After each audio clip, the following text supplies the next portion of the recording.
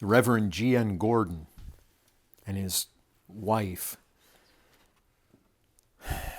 they went to Erromanga on the 20th May, 1861. He was working at the roofing of the printing office, had sent his lads to bring each a load of the long grass to finish the roof thatching. Meantime, a party of Erromangans from a district called Bunk Hill under a chief named Lovu had been watching him. They'd been to the mission house inquiring. They'd seen him send away his Christian lads, so they found him alone. They then hid in the bush, sent 2 of their men to the missionary to ask for calico. On a piece of wood, he wrote a note to Mrs. Gordon to give them 2 yards each. They asked him to go with them to the mission house as they needed medicine for a sick boy, and Lovu, their chief, wanted to see him. He tied up in a napkin a meal of food, which had been brought to him but not eaten, and started to go with them. He requested the native Narabalet to go on before with his companion, but they insisted upon his going in front. In crossing a streamlet, which I visited shortly afterwards, his foot slipped. A blow was aimed at him with a tomahawk, which he caught. The other man struck, but his weapon was also caught. One of the tomahawks was then wrenched out of his grasp. Next moment, a blow on the spine laid the dear missionary low. A second blow on the neck almost severed the head from the body. The other natives then rushed from their ambush, began dancing around him with frantic shoutings. Mrs. Gordon, hearing the noise, came out and stood in front of the mission house, looking at the direction of her husband's working place, wondering what was happening. Oben, one of the party, who had run towards the station the moment that Mr. Gordon fell, now approached her. A merciful clump of trees had hid from her eyes all that had occurred. And she said to Oben, "What's the cause of that noise?" He replied, "Oh, nothing, only the boys amusing themselves." Saying, "Where are the boys?" she turned round. Oben slipped stealthily behind her, sank his tomahawk into her back, and with another blow almost severed her head. Such was the fate of these 2 devoted servants of the Lord, loving in their lives and in their deaths not divided, their spirits wearing the crowns of martyrdom, entered glory together to be welcomed by Williams and Harris, whose blood was shed near the same now hallowed spot for the name and cause of Jesus. They had labored 4 years on Erromanga amidst trials and dangers manifold, and had not been without tokens of blessing in the Lord's work. Never more earnest or devoted missionaries lived and died in the heathen field. Other accounts indeed have been published, and another was reported to me by Mr. Gordon's Christian lads. He writes this: "Some severe criticisms, of course, were written and published by those angelic creatures who judge all things from their own safe and easy distance."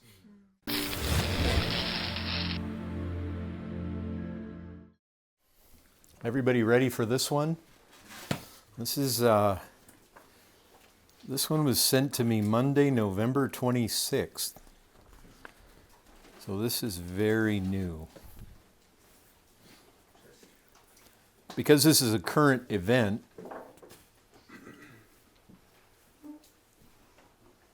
had John Allen Chau been killed as of a week ago tonight? When did that happen? I think it was like the week before. Yeah, it seems like it was like 10 days ago or a week and a half or so. But I take it that the question hadn't been submitted as of last Tuesday. But this is really the only one that I want to deal with tonight, and I think it is definitely worthy of our conversation for at least an hour, probably. This was submitted by Tricia Hudson. She says, "Hi, James. We've been supporters of your ministry and of your church for the last 3 years and so appreciate your labors for the gospel. We were wondering if your ministry and your church could address the truths and controversies around the death of John Chow, going viral right now on social media and the news." Now, looks like they submitted this to James just yesterday, at least by the date on it. Yeah. Now, I personally don't know about this. I mean, I know about him, but I don't know about the controversies around the death of John Chow. Now, I can understand and I can imagine what they could be, but as far as the going viral right now on social media and the news, I don't know anything about that. I don't know what people are saying, although, like I say, I could imagine. We believe God has used him mightily, right or wrong in some of his decisions, in the workings of the kingdom because of all the fury and concern and hatred this has stirred up. So they see this as a good thing. And what they're wondering about is whether our ministry and our church might address this. So she goes on to say this: there definitely is controversy regarding his choice to break the law and his method of getting to the Sentinelese people, but all eyes are on the Sentinelese people now, and there is nothing but hatred for white man and his Christianity all over the internet. And Christians are silent on many YouTube sites, and they're not using this as an opportunity to share Christ, as far as I've observed from her perspective. Overall, within the church, there is some confusion. Yet we support missionaries as they break the law of the land by going to reach unreachable people with the gospel every day to closed countries. Can you guys encourage the church through this event and its surrounding controversies with a video? We would love to hear Pastor Tim's and your thoughts and heart on this. Lord bless you all. David and Tricia Hudson, Welches, Oregon. So, now this is an island actually that is in the Andaman chain, and it's I think if I've got my geography right, it's about 700 miles from mainland India. So it's way out there. It's like a long way away from India for it to actually be under India's sovereign domain. And our brother actually made a trip to the Andamans. Some of you may remember. And he definitely was interested in seeing these people evangelized. So are any of you familiar with what's happening on social media that she's talking about? I mean, anybody seen anything? Okay. You have? What have you seen? He paid like a fisherman to shuttle him. No, I mean, aside from the facts of what he actually did, are you seeing any of the controversy she's talking about? Yeah, I've seen people kind of making a mockery of him, just generally trying to. I've heard things like preach Jesus to these indigenous people, natives, tribal people, things of that, and it just kind of makes fun of him. She's actually talking about there's nothing but hatred. When you say it like that, and she's got it, nothing in all caps, there is nothing but hatred for white man and his Christianity all over the internet. That makes it sound to me like she's privy to something. Now that may be more in the circles she's running in. It may be Facebook people that she's aware of and just familiar circles to her. But that's interesting that perspective is out there. Let me just ask you all personally. I mean, we're gonna get to Scripture on this, but when you folks, does anybody not even know who John Allen Chau is? So you don't know who he is at all. Okay. The North Sentinel Island is presumably the least reached portion on the face of the earth. It is an island that basically has been left untouched. And the Indian government wants it so. And these guys are probably much like John G. Peyton would have found in his days. You know, basically a South Pacific island. Yes, this is in the Indian Ocean, but it's basically, you know, when the Europeans came along to Samoa and Tahiti and Vanuatu, which is the New Hebrides Islands, when they came to these islands, well, even Hawaii, I mean, what you found is they were met by the island of Papua as well. You basically met with very dark-skinned South Pacific islanders that looked like they probably have come from Africa, Aboriginal type, some of them very cannibalistic, very primitive, very dark societies on these islands. And you know, back in the 1800s when the missionaries were being sent out all over the world, these islands were definitely targets. And you can read about the history there. But North Sentinel Island, there's a line of islands that runs north to south out there in that bay between, you can see, if you see the map over there, you know, from, you've kind of got the point that comes down on India, and between there and what drops down there, Thailand and Malaysia, between them, what is that, the Bay of Bengal? Yes. You've got this Andaman chain, and then like the Nicobar Islands are also in that chain to the south.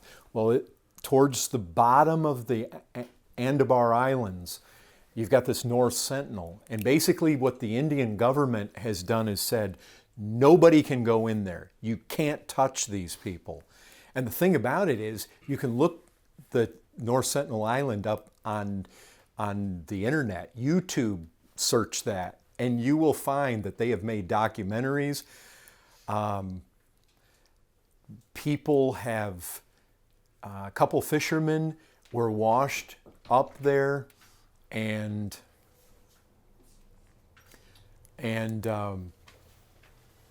they came out and swiftly killed them both, and they buried them. Somebody was watching, I guess, how they knew this was happening. Somebody must have been offshore watching, or helicopters came in or something, but these two fishermen kind of washed up there. They killed them, they buried them, then they dug them back up and basically propped them up. And they tried to send a crew in there with somebody to make a documentary. I forget exactly who the group was that tried to go in there. And these guys rushed out of the jungle with their spears and arrows, and they actually put a spear through the thigh of one of the guys in the boats. I don't think they ever made it to land.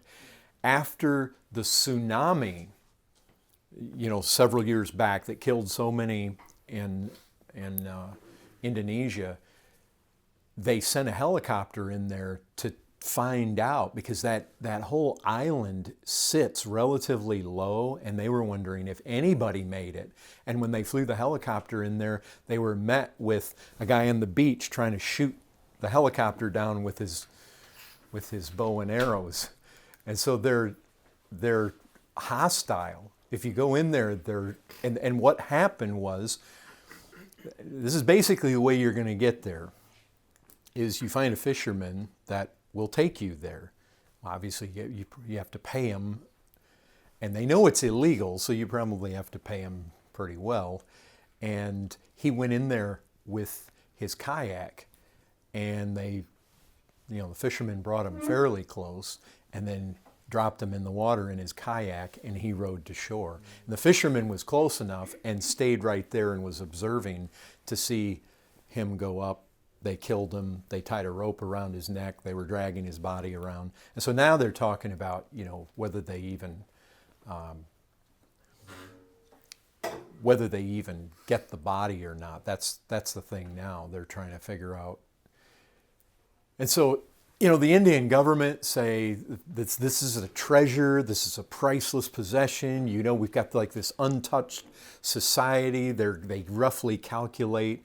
They say that the island is roughly the size of Manhattan. They figure there's about 150 people. That's just a guess at best because it's covered with jungle and they really can't see. But they said that when the guys, when they come up in boats or they come in helicopters or whatever, the people break out onto the beaches. They're very crude. They do really profane things. And of course, they try to kill you. That's just their instinctive result or instinctive reaction to anybody that comes there is they try to kill you. And the Indian government is, they have like a 2-mile buffer zone is what I understand. And people are not allowed to go in there. They claim, they've got this priceless possession. They're trying to keep it intact. They're afraid that if anybody goes in there, they're going to take diseases in there that the people are not accustomed to, and it's going to wipe them all out. And I think they've actually, like after the tsunami, I believe that when they flew that helicopter in there, they were dropping gifts, but they say gifts don't appease these people at all. They don't care for your gifts. They will just kill you. So there's been shipwrecks there. They said that a ship wrecked there in a storm a number of years ago, and they were trying to attack those people too, and I think they were rescued. I don't know if by boat or by air, but they needed to be rescued because the people were obviously showing themselves to be very hostile. So this guy is a Christian. He's been thinking about North Sentinel Island for a long time. It definitely has a reputation. I mean, I've known about it for a number of years. I think he might have been the one that first brought it to my attention about it being unreached, and he was actually thinking about, is there a way? And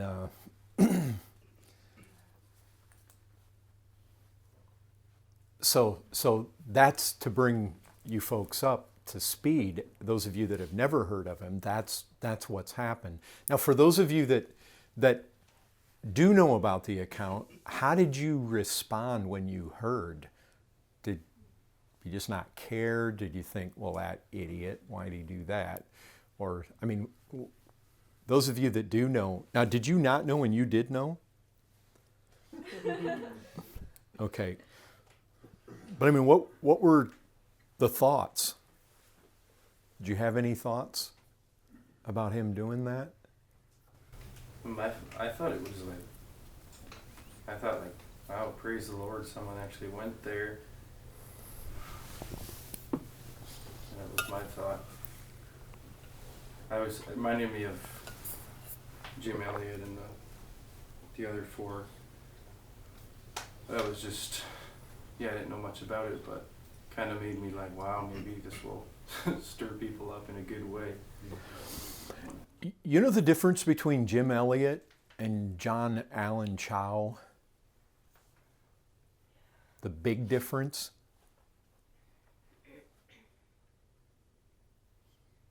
70 years. That's the big difference. Time makes heroes out of people. Listen, we look back at Eliot and we say, wow, all the books are written, the movies are made, he's a hero. The 5 martyrs. But you know, when he was first looking to go down there, people were trying to persuade him not to go down there. This isn't a good idea. You're too gifted for this. You need to stay here. I mean, these guys down there, they were quite gifted young men.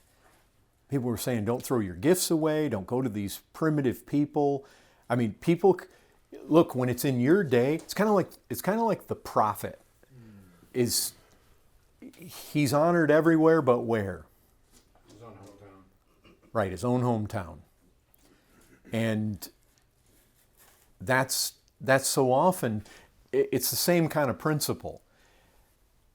That's more of a geographical, but the time element is relevant as well. Because it's kind of like if you can remove him to another century, then all of a sudden he's a hero. But you know, if you go back and you actually look and you read, when William Carey was thinking about cutting loose for India,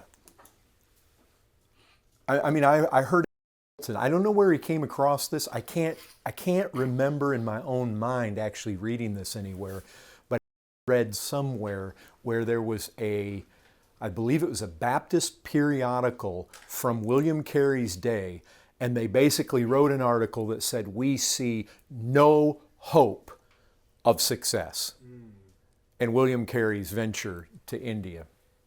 That's basically the way they summed it up. Not going to work. And so, but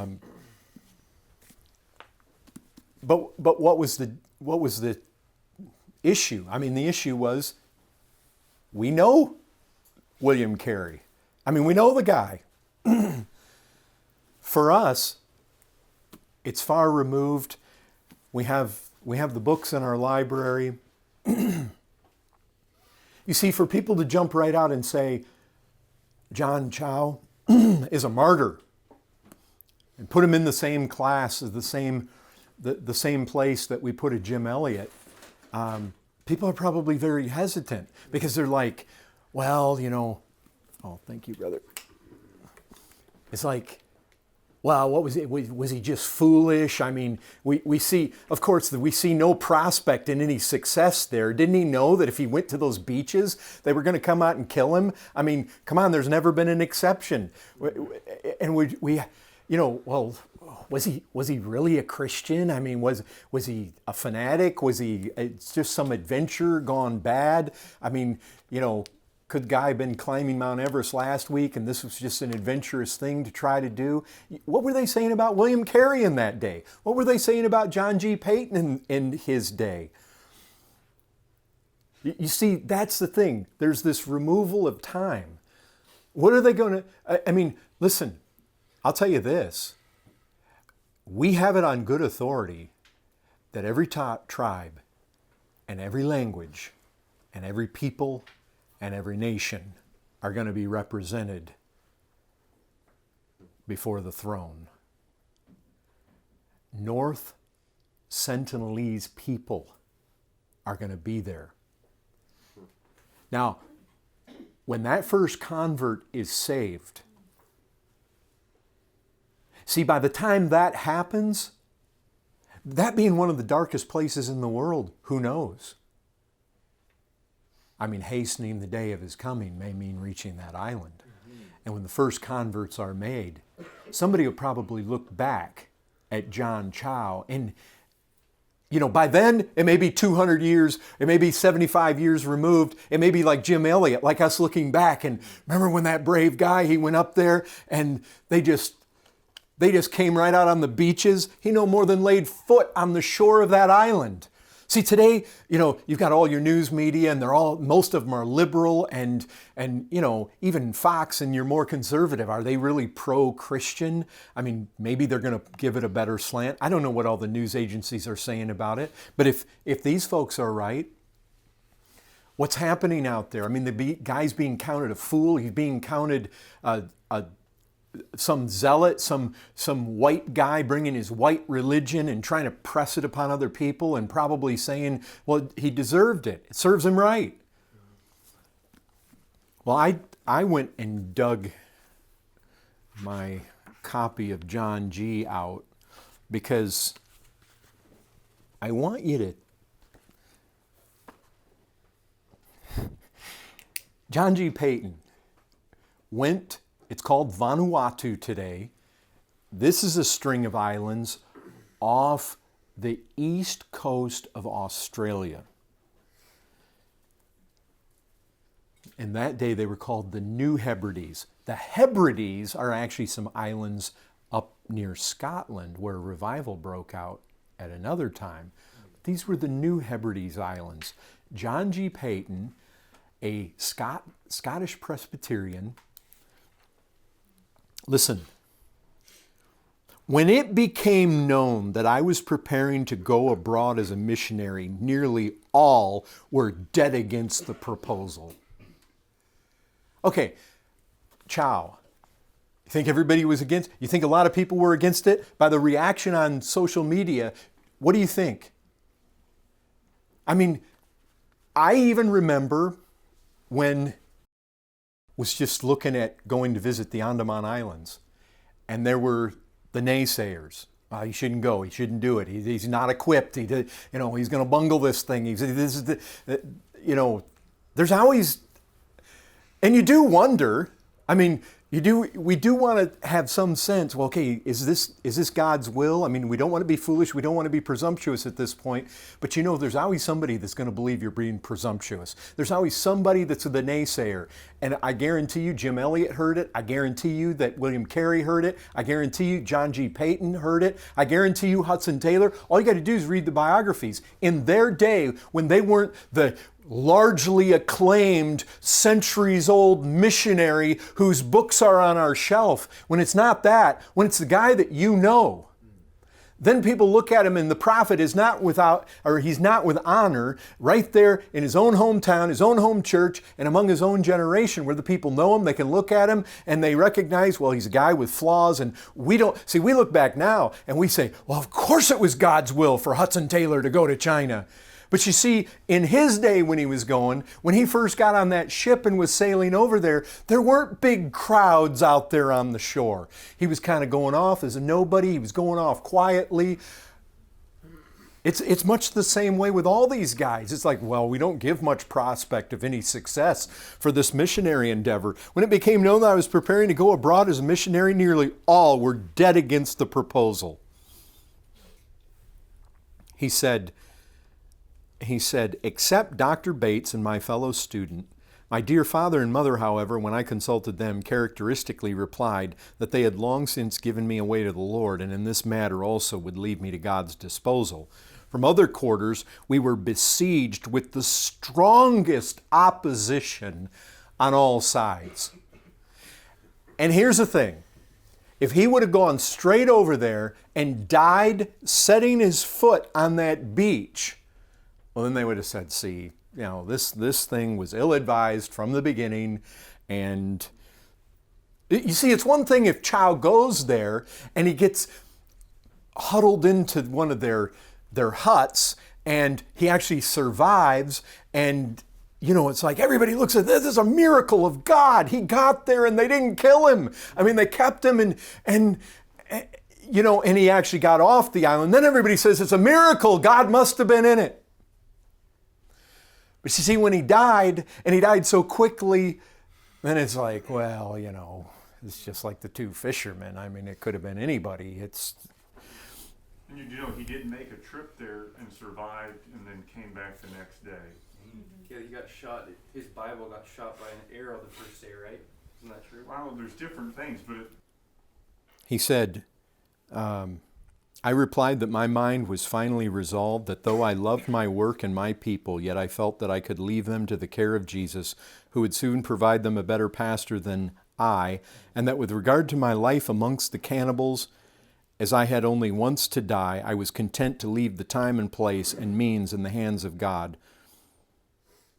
So, he went there. Who's to say that this Chow was not of the exact same mindset? Trusting the Lord. Let's just ask this question. The 2 times in the book of Acts that we love to go to, when it has to do when it's appropriate. We use these 2 texts in Acts when we talk about any time it's appropriate to violate authority, to go against authority in our lives, when submission to Christ trumps whatever lesser authority. We go to 2 texts very commonly in Acts chapter 4, Acts chapter 5. Now, we will go to those 2 when we're talking about when it may be appropriate to obey Christ, even when we have to disobey government authority. But if we're all honest, look at the 2 texts that I'm talking about. Although they definitely have a broader application,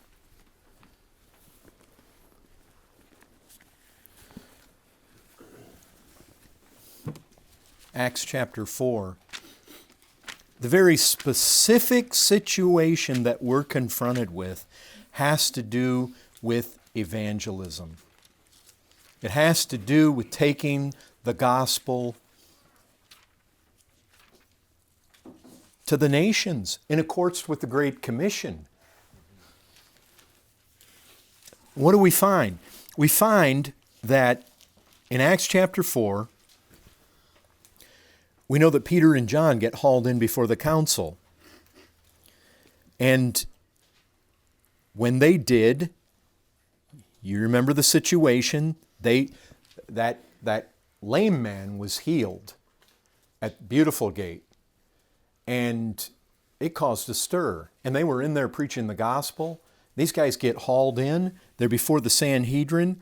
In verse 16, these guys are beside themselves. They told the disciples to leave so that they could confer with one another. Verse 16, what shall we do with these men? For that a notable sign has been performed through them is evident to all the inhabitants of Jerusalem. We cannot deny it. But in order that it may spread no further among the people, let us warn them to speak no more to anyone in this name. So they called them, charged them not to speak or teach at all in the name of Jesus.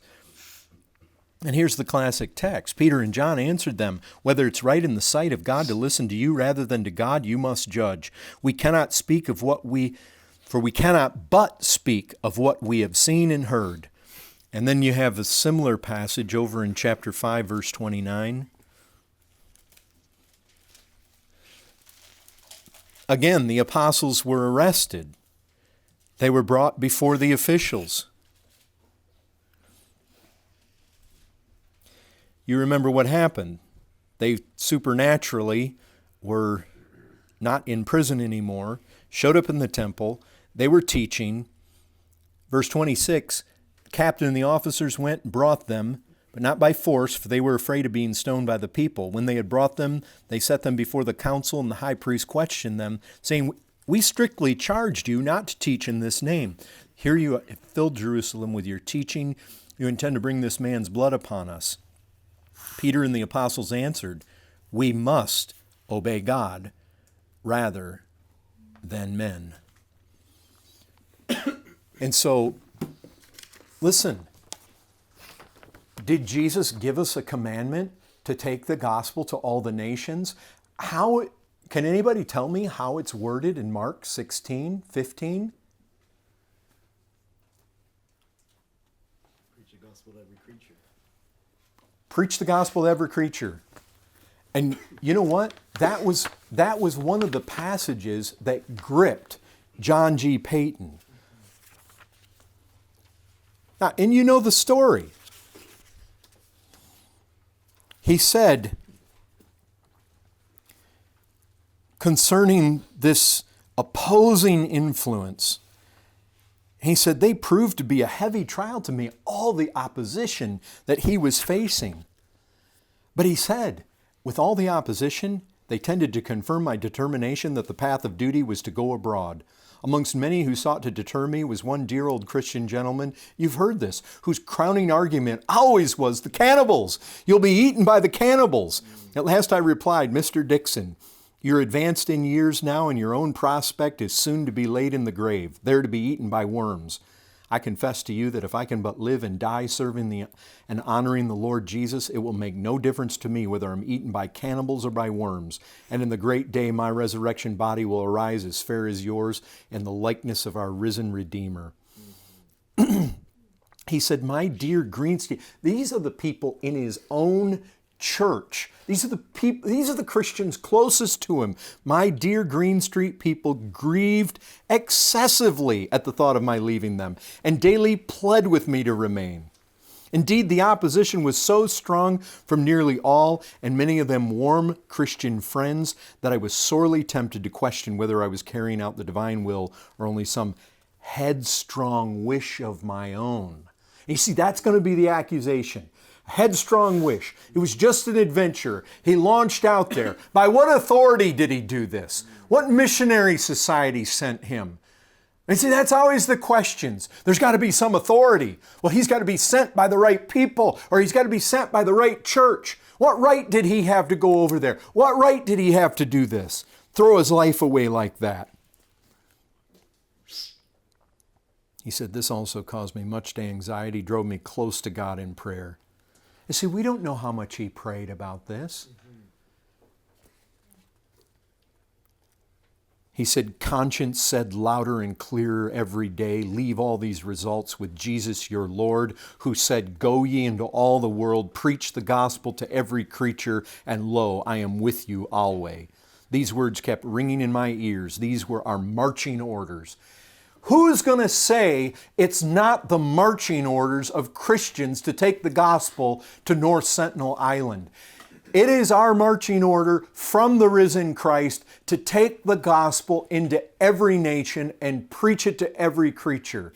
That does not exclude North Sentinel Island. And here is a man who put his life on the altar. He was willing to lay his life down to go do it. And are we going to rise up and say, well, he was wrong? Some retorted to him, they're heathen at home. Let us seek and save, first of all, the lost ones perishing at our doors.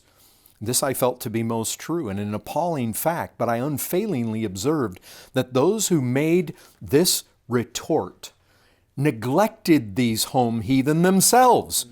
And so the objection is from them lost all its power.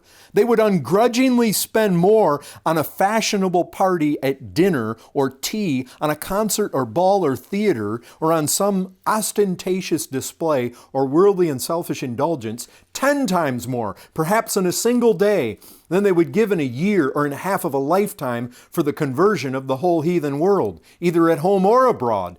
Objections from such people must of course always count for nothing among men of whom spiritual things are realities. For these people themselves, I do and always did only pity them, as God's stewards making such a miserable use of time and money entrusted to their care. So,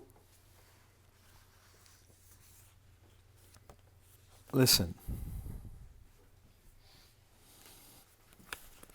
Let me tell you something that you may not know. John G. Payton, he went to these islands, and they didn't kill him, but they thought to, and they schemed to. But I want to tell you something about his going back in the 1800s, 160, 170 years ago.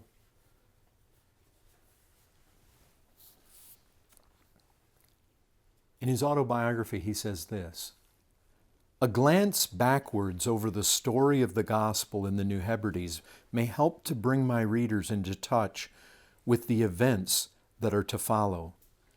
The ever-famous names of Williams and Harris are associated with the earliest efforts to introduce Christianity among the group of islands in the South Pacific Seas. John Williams and his young missionary companion Harris, under the auspices of the London Missionary Society, landed on Erromanga on the 30th of November, 1839. Alas, within a few minutes of their touching land, both were clubbed to death, and the savages proceeded to cook and feast upon their bodies. You remember those two names, Williams and Harris. They set foot on Erromanga, and they were dead and eaten like that.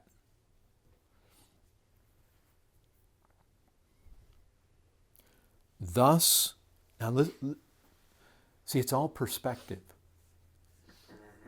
Listen to Patton's assessment of this.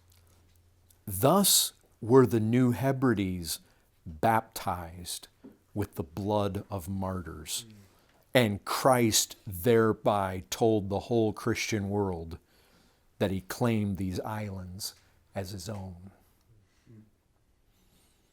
His cross must yet be lifted up, where the blood of his saints has been poured forth in his name. The poor heathen knew not that they had slain their best friends.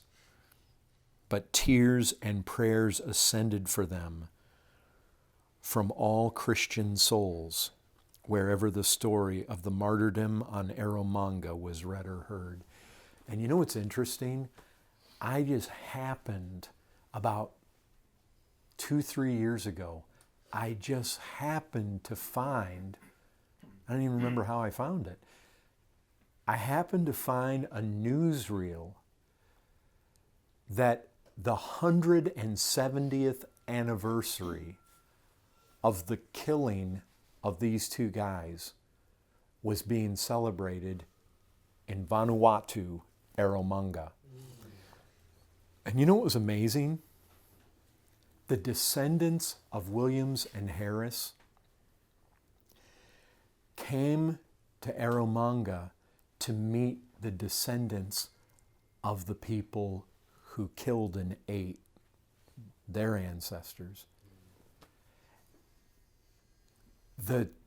These British descendants of Williams and Harris didn't even seem like they were genuine Christians. Probably very formal, religious, but cold, and I doubt they were Christians. These Erromangans came out. They were so full of joy. It's like, wow, 170 years later, and the descendants of these people are probably just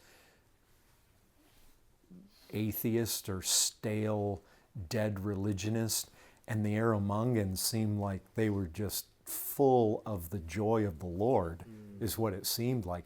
You can probably find that somewhere. Listen, if we've got the right perspective, and Christ put something in this guy, and he was willing to lay down his life that Christ be proclaimed to every creature, and he felt it his responsibility. And if you hear the stories, it was burning inside of him for some time. Like he's been talking about this for years. Then can we not say the same thing?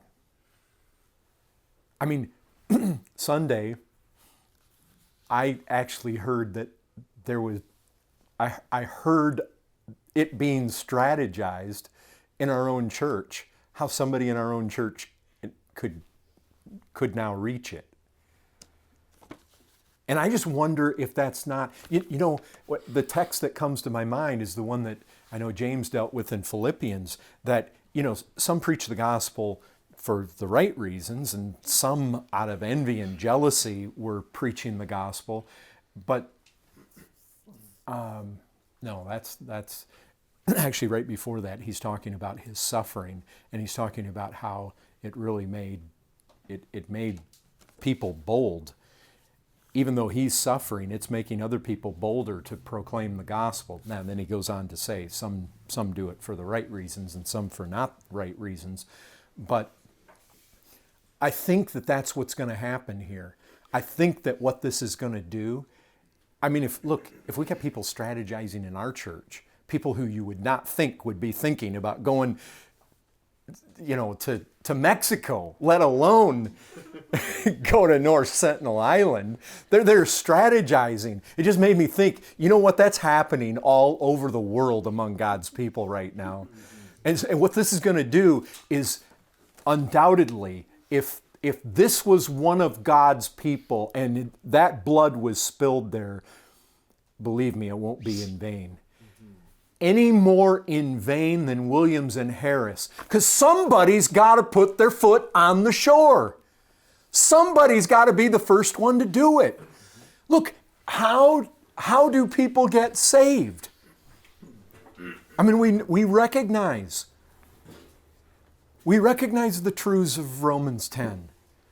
We recognize that they are not going to call upon a Lord, a Christ that they don't believe in. And they're not going to believe unless they hear. And listen, they're not going to hear unless somebody is preaching. And not anybody is going to set a foot on there to preach unless they're sent. And whether they're sent by the Spirit without any other kind of missionary enterprise or missionary association. But somebody's got to go. Somebody's going to have to work. I mean, people are thinking, well, maybe we could communicate with them in a pictorial fashion. But listen, here's the thing that is a reality. From the time that somebody lands, and you can only go so far with pictures. You got to learn their language. And you know what happens during the time you're learning the language is things often don't go well.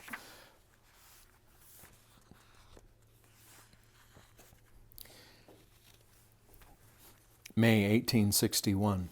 Let me tell you something about Erromanga. Others came afterwards. Now, John G. Payton didn't go to Erromanga. He went to Tanna at first.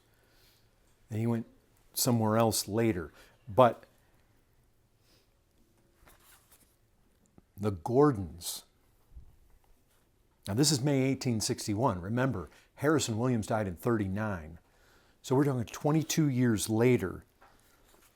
May 1861 brought with it a sorrowful and tragic event, which fell as the very shadow of doom across our path.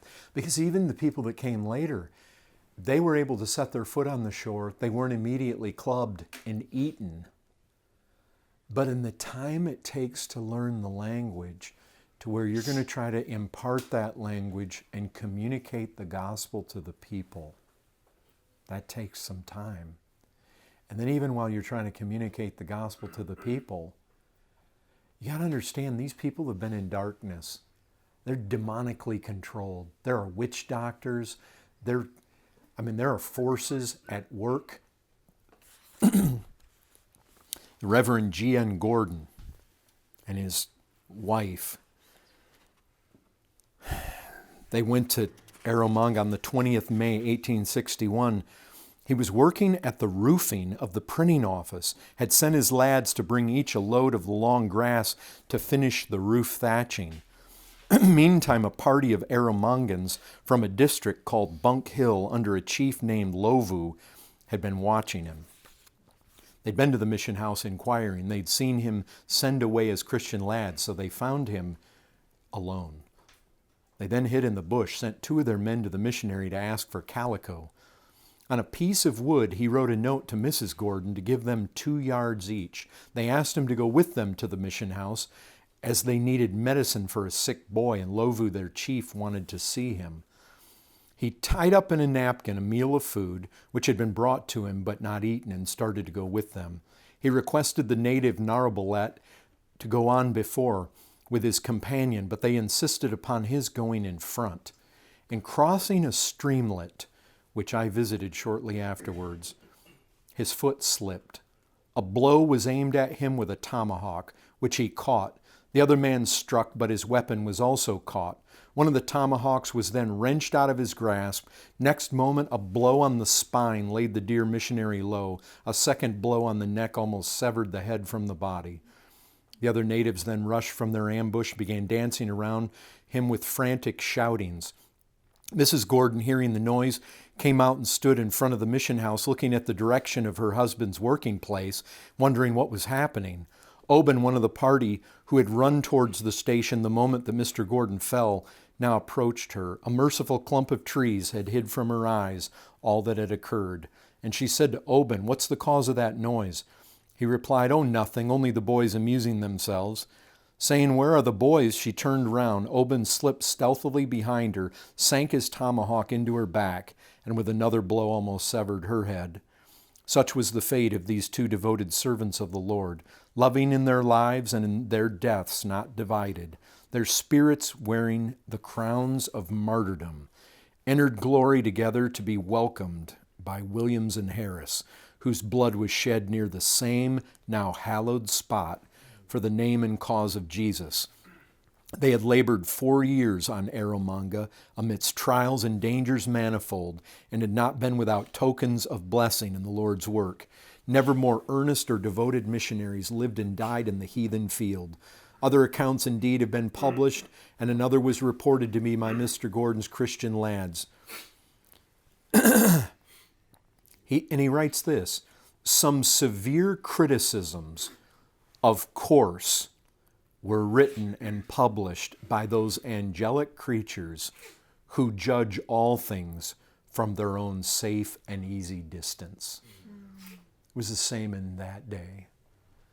You've got all sorts of people from a long way away, and in the comfort, they're the armchair quarterback, and they're going to find fault. They're not, and see, it's just like he said, "Well, why don't you stay at home? You know, there's needs here." The people that say that, they're not reaching out to the people who have needs here. People can talk. People are full of lots of talk.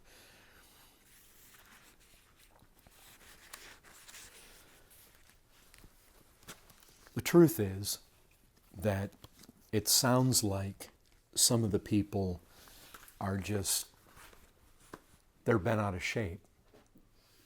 It's a white man, and he's bringing the white man's religion. I mean, that's white man and his Christianity. It sounds like, listen, this started among the Jews, not white men. It started in the Middle East. And the thing about the gospel is it's not a tribal religion. It's not just a white man's religion. Paul is very careful to trace the real problem all the way back to Adam. Our problem is not a white problem, a black problem, a red problem, a yellow problem. It's not. It's a problem that's traced all the way back to the fact that we are offspring of Adam's. There's no distinction. All have sinned and come short of the glory of God. You've got the Indian government. Well, we need to leave them alone. You don't want to introduce all these diseases to them. It'll wipe them out. You know what's wiping them out? Sin is wiping them out. Years ago, we had, back before the DVD age, we had a number of videos. I think we bought everything that we could buy from New Tribes Missions. And I'll never forget, there was one that I believe was specifically about an island in Indonesia. And of course, you know, the New Tribes approach. They walk the people all the way through the scriptures, from the Old Testament all the way. They build and build and build, and they come to the cross. And this village, they actually have footage.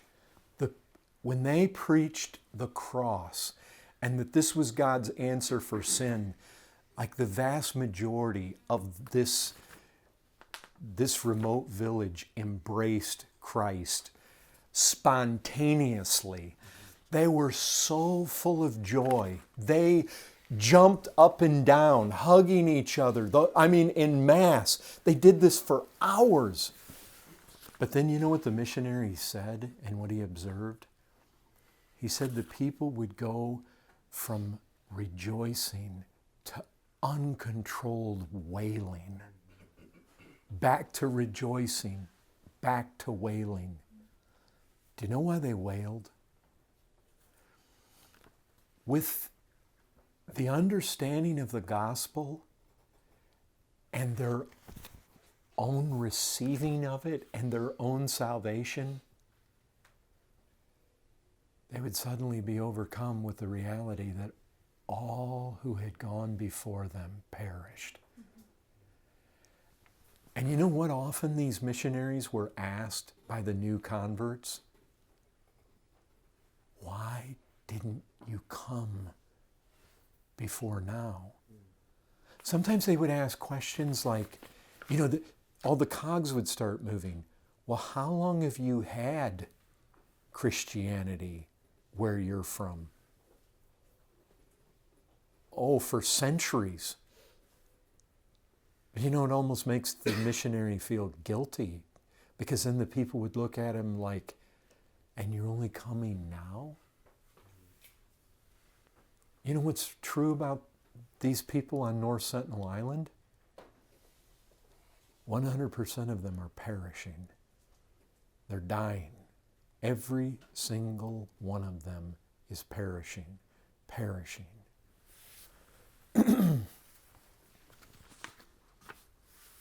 So, what does it take? Well, we need families like the Gordons who pour 4 years of their life in and then about have their heads taken off. But before that, you got to have the Williams and the Harrises that are just willing to put their foot on the beach. We need John Allen Chau's. And you know what? His name will just be lost. Very likely. Very likely, there's not going to be a book like this. Well, there's not a book like this about Williams and Harris. Why? Because, how many pages do you need? They landed on the beach, they were clubbed, they were eaten. You could say that different ways and maybe fill up a chapter, or you could go back and talk about some of their early lives. What I find is that Williams actually labored on other islands before, so there is more about him. Harris is he was a young man, probably like Chow, and you can't find hardly anything about him. Who was he? I don't know, just somebody that put his foot down there and is gone.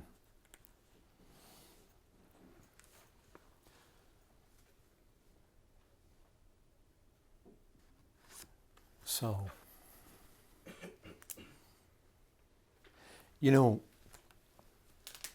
what he was willing to do, he said he didn't want to die. He didn't have a death wish.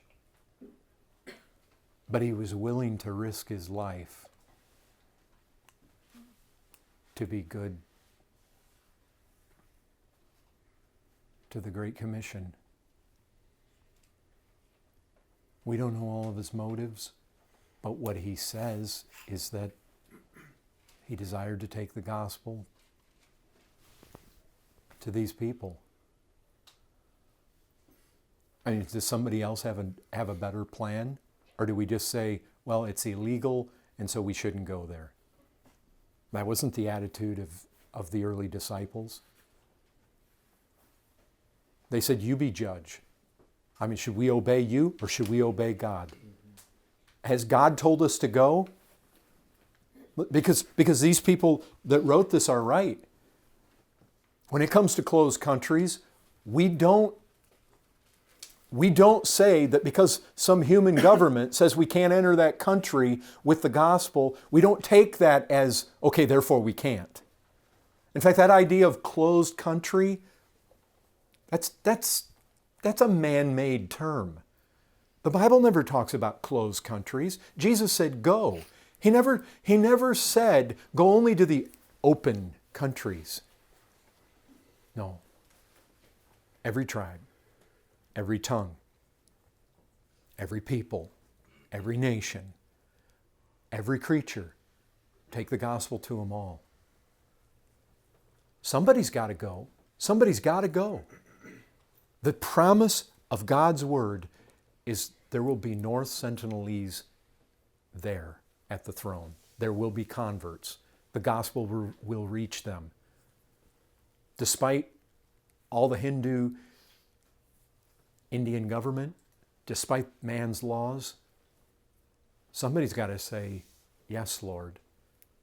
Somebody's got to hear that, just like John G. heard this when it came to going to the New Hebrides Islands. Cannibals, cannibals, you'll be eaten by the cannibals. North Sentinelese, you'll be shot by their arrows. Well, maybe, but 100 years from now, will it really matter that you lived a little bit longer than Chow? And sometimes it's like it's been said about, nobody knows about Jim Elliot's brother, who labored on the mission field till he was well into his 80s. Anybody ever heard about him? Yeah. The thing is, he didn't go down in glory. He plugged away, decade after decade after decade after decade, laboring, pretty much unknown, the unknown brother of Jim Elliot. And yet he gave his whole life on the mission field. The reality is, sometimes martyrdom is the easy path. But he laid it all on the altar. There is a parable that talks about finding a treasure and selling everything. And who's going to say that this guy didn't sell everything? I mean, we're going to find fault with him? He gave all that he could. And as I was out today, I was thinking about Mary. Do you remember? They found fault with her. This isn't just something in John G. Payton's day. This is something that goes all the way back. Go all the way back to Mary. Remember? She comes out and she's doing what? She's doing what she can. And Jesus said that. She's doing what she can. He did what he could. I mean, he gave what he had. You don't have more to give Christ than your life. He laid it all on the altar. I'm not finding fault with that. In fact, something in me jumps like, okay, this is setting something in motion in the spiritual realm. And I have a feeling that it's doing that in the hearts of people, like I say, Christians all over the world. Now, I can imagine the Indian government's going to crack down, at least for a while. They're going to, they'll double their Coast Guard 2-mile perimeter or whatever. But then they'll get lax again when this thing blows over. But I have a feeling Christians are strategizing and people are thinking, we shouldn't count it a strange thing. This isn't just some white man's thing. This is Christ's agenda to evangelize the world. And we shouldn't count it a strange thing that the gospel... Look, that island, it cannot escape prophecy. It cannot escape the fact that the bullseye is on it. You can't be the least reached place on the face of the earth and remain that way. Because Jesus Christ, who said all authority is given unto me, is the Christ behind that missionary call. Be sure of this, he sits on a throne, he is high, he is exalted, he is lifted up, he has all authority, he's in charge, he stirs his people. Those people are, it's just a matter of time. I mean, it's like the the gospel train is thundering down the tracks, and it's coming for that island. Now, it may be this year, it may be next year, it may be 6 years, it may be 60 years, but it's coming. And it can't get, whatever demons are there, they know. They know the Scripture, and we can shout it out. Every tribe and every tongue, and that includes that island. The gospel's coming there.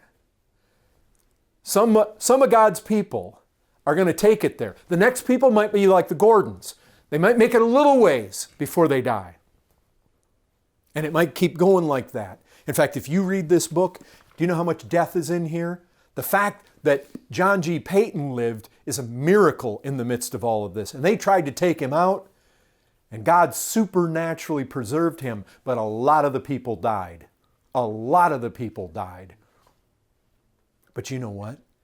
After that martyr's blood was spilled, eventually some of these islands, the second island he went to, and the name is escaping me right off, but the second island he went to was almost entirely converted. This is no easy believism preaching. We're talking a Scotch Presbyterian Calvinist, believed in real legitimate being born again, and in his estimation, almost the entire island was converted. That gospel's coming for that island. There's no escape. And if this is the time and martyr's blood has been spilled, watch out. Whatever dark forces you are that are there and inhabiting those people, keeping those people in fear, keeping those people in bondage, your days are numbered. And God may be working in the hearts of some right now that'll be the next ones to go there. I have a feeling that's the case. You had brought up at the beginning the issue of to obey the law or not, and I know you brought up the response of the one who's actually breaking the law, so to say, in Acts 4 and 5. But it stood out to me the posture that the church took. And if you consider what they're actually praying, when they come together, they said, grant your servants to continue to speak your word with all boldness. You could even say, like, the church, after that happened, the church prayed, allow them to continue what the law just said not to, because we're convinced it's what you want. So I kind of take that like, if you're not going to go, I don't think Christians should be on the fence as far as what they should side with. If it's the Lord's command, we ought to be praying for God to lift up more people to oppose such laws and send them out there. So that's how we're going to end, with Bobby praying that the church would have boldness, because they needed it then. Listen, it's a reality. When you're standing against the government and they're threatening you with the sword, they're threatening you with imprisonment, which they threw him in prison. When they're threatening you, they stone Paul. People die. Jesus never said we wouldn't. And that's what we need. We need boldness. But isn't it interesting? This is what I was mentioning before. Throw Paul in prison, and what did it do? It emboldened God's people. You might think, well, hey, they throw the top dog into jail. You'd think that, kind of like Jesus, when they arrested him, all the disciples went scattering. Yeah, but that was before the Spirit, this missionary spirit, was poured upon the church. When that happened, it did just the opposite. What? Throw Paul in prison, and now it encourages the people of God to break forth with boldness and preach. I mean, that's why I'm telling you, Sunday, we got people in the church that, I'm not kidding you, I don't think you'd get them to go to Mexico. And I went outside between services, and he's out there strategizing. He starts talking to me and strategizing about how not just somebody from our church could take the gospel to North Sentinel, how he could. I thought, that's good. That's good. And it made me think. There's a lot of people out there who are thinking like Christian people, who are thinking like him. Well, go ahead and pray, brother. Boldness. Father, we thank you for allowing us to even know of such a plan that took place that gives us reason to rejoice in what you've done when you sent your Son as the propitiation for our sins, and not only for ours, but for your elect people that you've told us in your word are in the world now. And we just pray that you would blow on your people, that your Spirit would light a fire that can't be extinguished, and that Lord, that the history that we see, it wouldn't just be something we read about, but it would take place in the here and now. And as my brother said, we don't know when you would have it to take place, but whoever your chosen vessels are that are fit for your use, even fit to have their blood spilt so quickly, Father, I just ask that you would call them, equip them, and blow your Spirit on them to do your will, that the Lamb would truly receive the reward of his suffering, and that Christ would be exalted. And may Christ be exalted in our hearts more as we speak about his kingdom advancing into this world. I pray that his kingdom would be advancing even in our own lives. In his name we ask, amen.